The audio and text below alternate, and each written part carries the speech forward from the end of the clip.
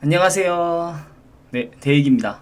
네, 지난번에 제가 그 영어에 대한 트라우마를 극복하는 과정에서 그 영어 회화책을 외우기 시작했다고 한번 이야기했었죠. 오늘은 다시 이어서 한번 추가적으로 더 내용을 이어가 보도록 하겠습니다. 여러분, 제가 그러니까 영어 회화책 한 권을 정말 너덜너덜해질 정도로 외워서 얻은 깨달음이 무엇인지 아시나요? 이게 좀 충격적일 수도 있는데 제 영어 실력이 그렇다고 뭐 드라마틱하게 향상되었다고는 느껴지지 않았다는 거예요. 뭐랄까, 그냥 뭐 적당히 아는 게 많아진 정도? 정말 딱 이 정도 수준의 향상만 가져왔었습니다.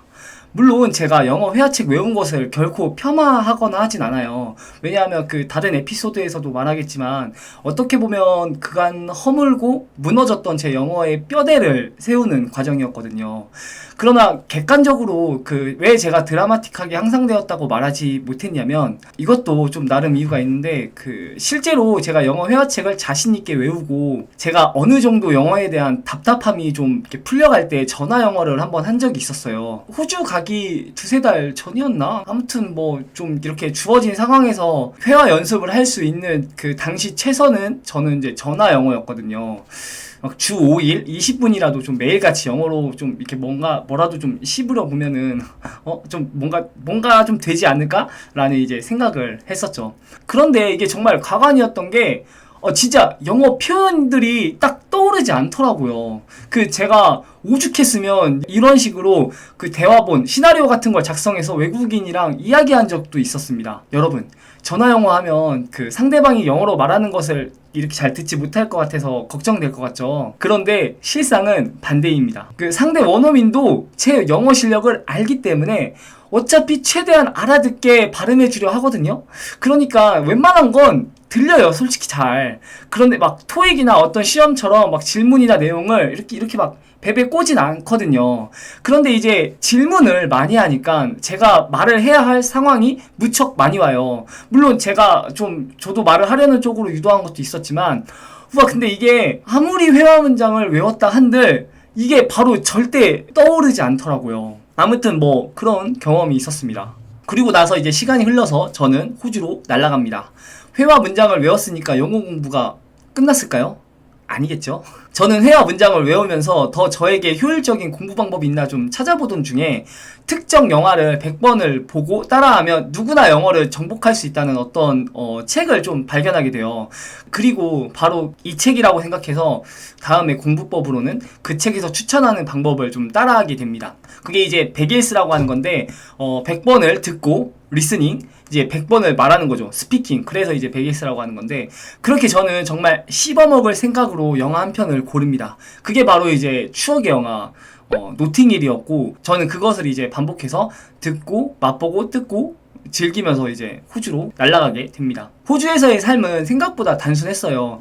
물론 그 안에 에피소드야 뭐 한가득이지만 영어 관점에서만 한번 이야기를 해볼게요. 저는 여기 놀러 온 게 아니잖아요. 일도 일이지만 영어를 진짜 잘하고 싶었던 마음이 좀 많이 간절했었어요. 그래서 호주까지 와서 저는 이제 영화 대본집을 붙잡고 막 혼자서 썰라썰라 거리면서 나홀로족이 되었습니다. 외국인 친구를 안 사귀었냐고요? 물론 당연히 노력했죠. 그런데 이제 거기서 점차 좀 현실의 벽을 느낍니다. 뭐냐면 외국에 가면 외국인들이 다 반겨줄 것 같죠? 아니에요. 걔네들도 자기들한테 먼저 다가오는 사람에게 다가가고요. 사람 사는 거 다 똑같습니다. 잘생기고 예쁜 애들한테나 먼저 말을 걸지, 저 같은 사람한테는 뭐 절대 제가 먼저 말을 걸지 않는 이상 저절로 친구 사귄다는 건 불가능에 가깝습니다. 아무튼 그런데 저도 이제 물론 다가가서 막 웃고 떠들고 했었어요. 저도 막 다가가서 막 같이 밥 먹자 하고도 그랬었고, 좀 뻘쭘해한 적도 있었지만 같이 밥도 먹으면서 제 이야기도 10분 이상 할 만큼 의미 있는 경험도 많았습니다. 다만 그런데 저는 거기서 몇 개월 동안 저는 친구를 사귀어 보려는 노력과는 별개로, 물론 그것도 했지만 그것과는 별개로 개인적인 영어 공부를 계속 해나갈 수밖에 없었어요. 왜냐고요? 뭔가 일상 회화로는 제 안에 답답했던 그 영어적 갈증이 풀리지 않았거든요. 그러니까 외국인 친구들과 만나면 생기는 문제가 의외로 말할 거리가 없다는 게, 이게 좀 참 난감합니다. 공통 관심사로 대화를 이끌 만큼 내가 실력이 특출나지 않으면 이게 계속 대화가 좀 헛바퀴가 돌아요. 했던 말 또 하게 되고 했던 문장 또 하게 되고 그러니까 재미도 없고 막 이렇게 되거든요. 물론 그런데 이제 제가 해보니까 외국에 가서 영화 대본 붙잡는 것보다는 솔직히 실전 회화가 훨씬 더 유익합니다. 훨씬 더 강력하고 일단은 그런 거 다 떠나서 그 과정이 재미있어요. 내가 혼자서 영어 공부 주구장창 하는 것보다 외국인이랑 웃고 나가서 떠들면서 뭐라도 한마디라도 뱉어보는 과정 자체가 일단 훨씬 더 그게 재밌습니다. 아무튼 그런데 저는 처음부터 막 활발하게 잘 놀거나 막 유흥을 즐기는 사람은 아니었어가지고 한 번은 제가 클럽에 갔다가 도저히 여기는 내가 있을 곳이 못 돼서 그냥 나온 적도 있었어요. 뭔가 한국에서도 잘 못 놀아봤는데 이게 외국에 나가서 잘 될 리가 없잖아요. 그냥 한국에서도 편한 공부 방법을 이제 외국에 가서도 똑같이 접목시키려고 했었던 거죠. 물론 의미 있는 경험도 있었어요. 이건 나중에 또 에피소드로도 풀어볼 건데 드디어 한국 문화에 관심 있어하는 외국인 친구를 만나게 되어서 그 친구를 제 베스트 프렌드로 만드는데 성공했습니다. 덕분에 막 영어로 3-4시간 대화를 할 수도 있게 되고 조금 진지한 얘기도 가능했을 만큼 꽤 깊은 사이가 되었어요. 여기서 저는 드디어 영어로 말이 트이는 경험을 했습니다. 그런데 아무튼 화려했던 좀 영광은 뒤로 하고 저는 그 친구와 곧 헤어져야 했었어요. 진짜 되게 친해서 막 말이 트이고 이렇게 했던 과정이 불과 한 달 정도 되었나? 한 달도 아마 안 됐을 거 아마 그 정도 되었을 거예요. 이게 근데 누가 보면 여자친구라고 착각할 것 같은데 남자 새끼였습니다. 아무튼 제가 세컨 비자 때문에 시골로 내려가야 했거든요. 기존에는 그나마 외국인 쉐어하우스에 살고 시드니에 있으면서 각종 모임도 막 좀 자주 나가고 막 영어로 떠들어 볼 기회도 많이 만들었었는데 또 거기서 친한 외국인 친구도 만들었고요.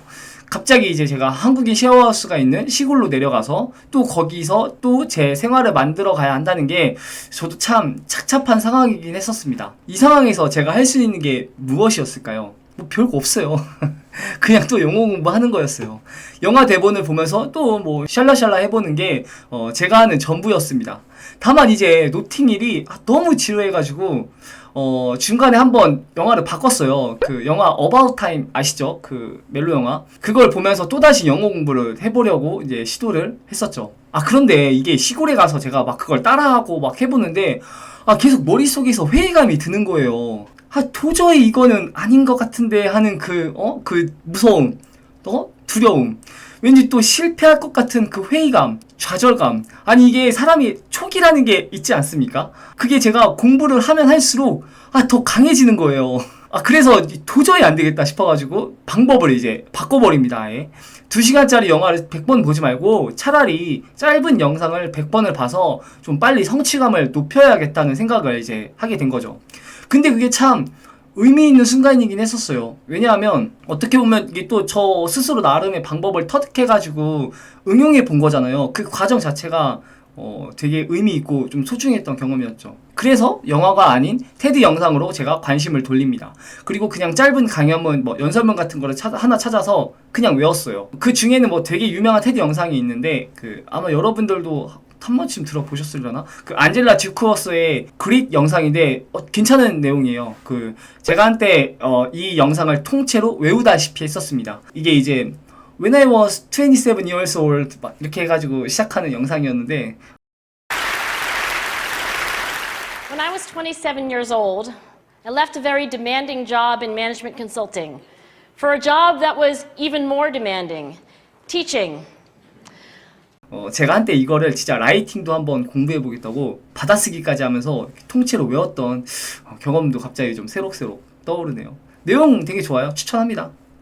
발음도 괜찮고. 아무튼 근데 그 과정이 꽤 저에게는 유익했었어요. 처음으로 제가 응용한 방법에서 성취감을 맛보았으니까 영화 100번은 죽었다 깨어나도 제가 못했는데 그릿 영상은 진짜 100번이 뭐야 한 150번은 봤을걸요.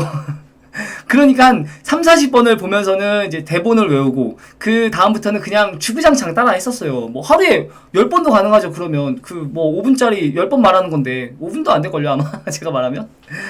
아무튼 그렇게 하면서 점점 테드 영상 위주로 하나하나 차근차근 영어 공부를 다시 좀 시작하게 되었습니다. 이게 내 길이라 하면서 진짜 이번엔 반드시 성공하자고 다짐했었어요. 왜냐하면 전 진짜 이거 아니면 죽어야 했거든요.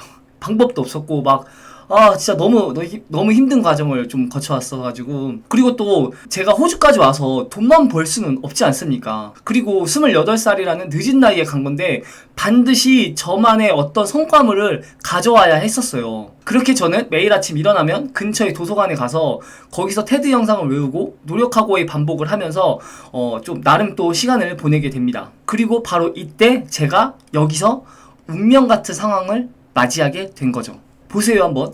테드를 외우는 것도 어쨌든 공부의 한 과정이잖아요. 외우려 노력하고 그 스피치가 입에 붙게끔 막 계속 좀 주절주절 거려야 되고 반복하는 훈련도 좀 필요하고 어쨌든 그게 나름의 까다로운 방법이거든요. 어쨌든 공부예요. 그런데 이제 제가 거기서 도서관에서 계속 외우고 시다를 반복하다가 우연히 거기 있는 도서관에서 가벼운 영어책을 한 권 봤는데 그때 그 경험, 거기서 진짜 제 뒤통수를 때리는 경험을 하게 됩니다.